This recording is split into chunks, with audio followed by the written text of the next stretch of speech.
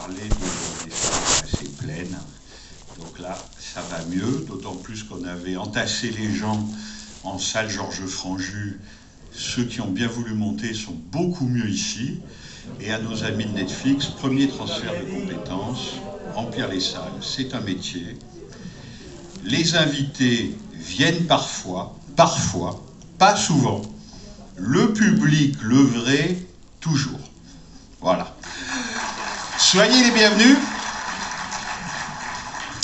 Cher Costa Gavras, président de la Cinémathèque française, quelques applaudissements, maintenant que j'ai dit du bien de vous. Donc soyez les bienvenus à la Cinémathèque, à l'ouverture de cette rétrospective consacrée à l'un des nouveaux acteurs du cinéma mondial et à sa production cinématographique, Netflix. 9 films jusqu'à lundi prochain pour 9 cinéastes, certains aussi connus et respectés que Paolo Sorrentino ce soir, évidemment Jane Campion, évidemment Adam McKay, mais aussi des découvertes des premiers films, comme par exemple les premiers films des comédiennes Rebecca Hall ou Maggie Gyllenhaal. Je ne les cite pas tous, vous les découvrirez dans le programme.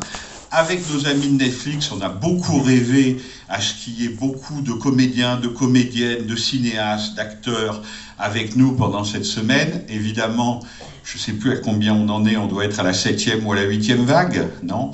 Donc ça a un peu rendu les choses un peu plus compliquées. Donc il y aura moins d'invités que prévu, mais il y aura des messages vidéo pour présenter leurs films. Et donc la fête aurait été évidemment encore plus belle et plus complète si tout le monde avait pu venir, mais ce sera pour l'année prochaine, ce qui est une façon de prendre date. Cette rétrospective de 9 films s'inscrit dans une relation qui a été nouée en fait à l'occasion de la diffusion et d'une partie de la production par Netflix d'un film posthume d'Orson Welles, excusez du peu, qu'on croyait inachevé et invisible pour l'éternité et qui s'appelle The Other Side of the Wind. Ce film d'Orson Welles, après avoir été présenté à la Mostra de Venise, a été présenté ici, dans cette salle Henri Langlois. Et ensuite, eh bien, nous avons montré, évidemment, tout naturellement, dans cette salle Henri Langlois, pleine de public, les 2 films de Martin Scorsese, The Irishman et le documentaire sur la tournée de Bob Dylan, la Rolling Thunder Review, et puis le dernier film de David Fincher, Manque, par exemple, qui lui a été projeté par des moyens virtuels et numériques, ou encore celui d'Aaron Sorkin. Car il est peut-être temps de le rappeler, très calmement, très simplement, mais tout de même, notre boulot à la Cinémathèque française, c'est de montrer des films. C'est de montrer des films dans des salles pour un vrai public, vous en l'occurrence ce soir. C'est de montrer les films, tous les films, c'est de montrer les films des cinéastes et de tous les cinéastes et de ne pas choisir les films en fonction de leur provenance. Un film est un film et son écrin naturel et évident, c'est ce qui est derrière moi, dans cette belle salle Henri Langlois, c'est-à-dire un écran. Pour vous donner un exemple et pour vous donner une idée de ce qu'est cette maison, pour ceux qui ne la connaîtraient pas, mais beaucoup d'entre vous la connaissent, ce soir, c'est Netflix.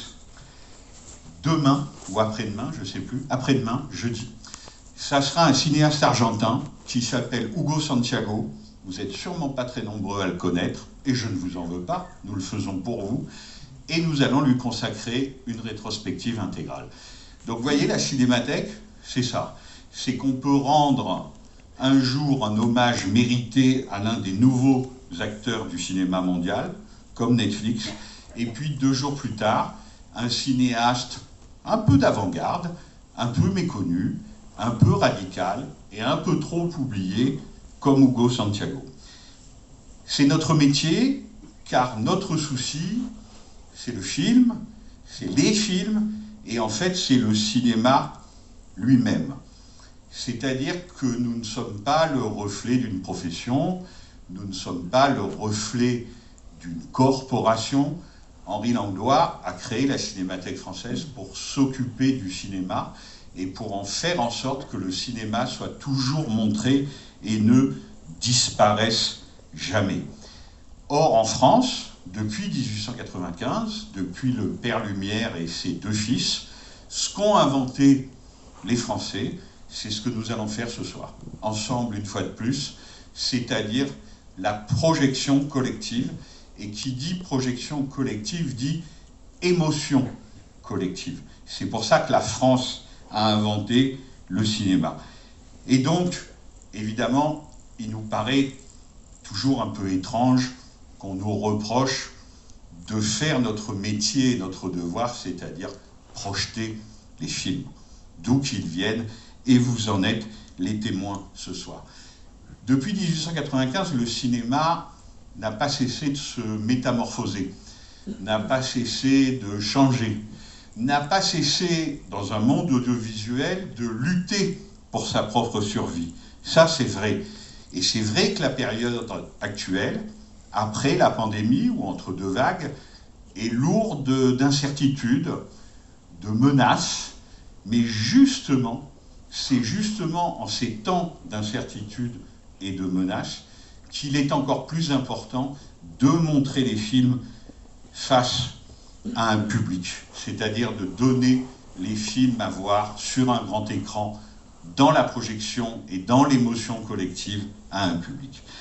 C'est le pari que nous essayons de continuer à tenir à la Cinémathèque française, et c'est le pari que nous faisons en accueillant de nouveaux acteurs, de nouveaux partenaires, de nouveaux amis, à savoir Netflix, en se disant, mais tout de même, finalement, si on raisonne un peu froidement 30 secondes, faut-il vraiment reprocher à des gens de produire les films de Martin Scorsese ou Jane Campion? Ou faudrait-il se contenter, et que eux se contentent, de produire des séries télévisées que nos enfants, mais je souris parce que je vois des gens dans la salle qui ont l'âge de mes enfants, regardent effectivement chez eux le soir sur leur ordinateur. Nous ne leur reprochons pas, au contraire, nous les accueillons et nous montrons ces films.